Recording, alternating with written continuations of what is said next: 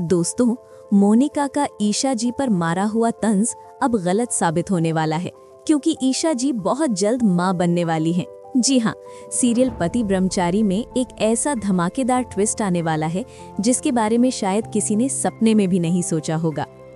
कहानी शुरू होती है उस घर से जहां हर मुस्कान के पीछे कोई ना कोई राज छुपा है।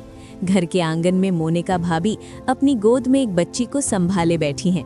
बच्ची रो रही है, लेकिन मोनिका के चेहरे पर अजीब सी संतुष्टि है। वहीं दूर खड़ी ईशा उस बच्ची को ध्यान से देख रही होती है, इतनी ध्यान से जैसे उसकी आंखें किसी सच को पकड़ने की कोशिश कर रही हों। दरअसल ईशा के मन में एक सवाल लगातार घूम रहा था। जिस बच्ची के चेहरे पर एक खास तिल था, वो तिल आज दिखाई क्यों नहीं दे रहा? ईशा आखिरकार खुद को रोक नहीं पाती और मोनिका भाभी से पूछ ही लेती है, भाभी, इस बच्ची के चेहरे पर जो तिल था वो अचानक कहाँ चला गया? बस यही सवाल और मोनिका भाभी के चेहरे पर फैल जाती है एक हल्की सी मुस्कान। लेकिन दोस्तों, वो मुस्कान मीठी नहीं, जहरीली थी। मोनिका धीमी आवाज में लेकिन बेहद तीखे शब्दों में कहती है, ईशा जी, लगता है किस्मत भी आप पर हंस रही है।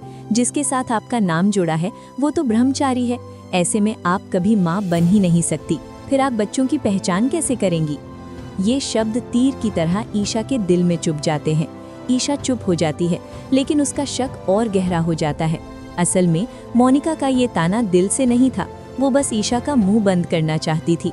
लेकिन कहते हैं ना दोस्तों, भगवान के घर देर है, अंधेर नहीं। अगला दिन एक नई सुबह लेकर आता है और उसी सुबह किस्मत ईशा की जिंदगी में एक अजीब सा मोड़ लाने वाली होती है। पूरन घर आता है, हाथ में एक टूटा फूटा सा झोला लिए हुए।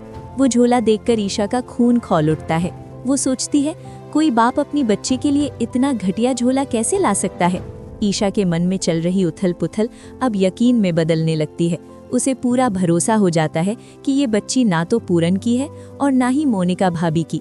लेकिन तभी दाई माँ बीच में बोल पड़ती है, हम गरीब लोग हैं बहू, हमारे घर ऐसे ही झोले आते हैं।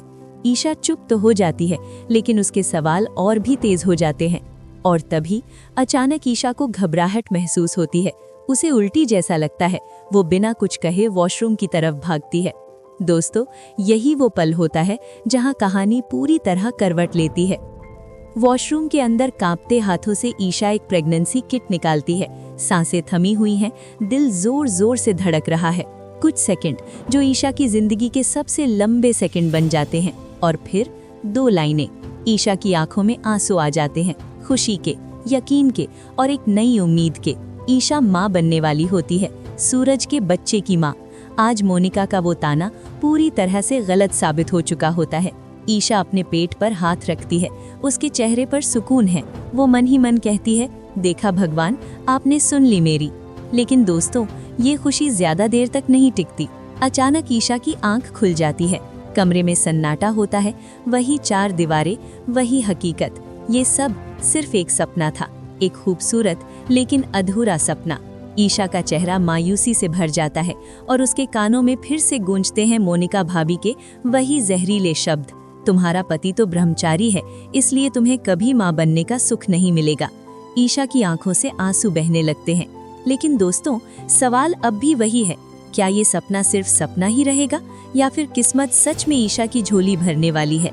अगर आप भी मेरी तरह चाहते हैं कि ईशा जल्द ही सूरज के बच्चे की मां बने, तो वीडियो को लाइक करो, हमारे चैनल को सब्सक्राइब करो। टीम ईशा या टीम मोनिका? कमेंट में लिखो, आई स्टैंड विद ईशा या मोनिका वाज राइट। क्या ईशा सच में मां बनेगी? अगर आपको लगता है भगवान ईशा को जरूर इंसाफ देंगे, तो हार्ट इमोजी डालो। ईशा का सपना देखकर किसका दिल टूट गया? जिसे लगा ये सपना सच होना चाहिए था, वो 999 लिखे। आपकी प्रेडिक्शन क्या है? क्या ये सपना आने वाले एपिसोड का इशारा है? कमेंट में अपनी थ्योरी बताओ। मोनिका का ताना जायज था या जहरीला? 1 सिर्फ मजाक, 2 जानबूझकर ताना, 3 किस्मत का पलटवार आने वाला है। नंबर डालो। अगर ईशा माँ बनती है तो पहला सच किसके सामने आएगा?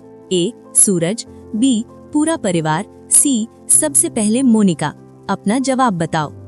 ईशा के लिए दुआ कौन कौन करेगा? जो चाहता है ईशा को माँ बनने का सुख मिले, वो ईशा डिजर्व्स हैप्पीनेस लिखे।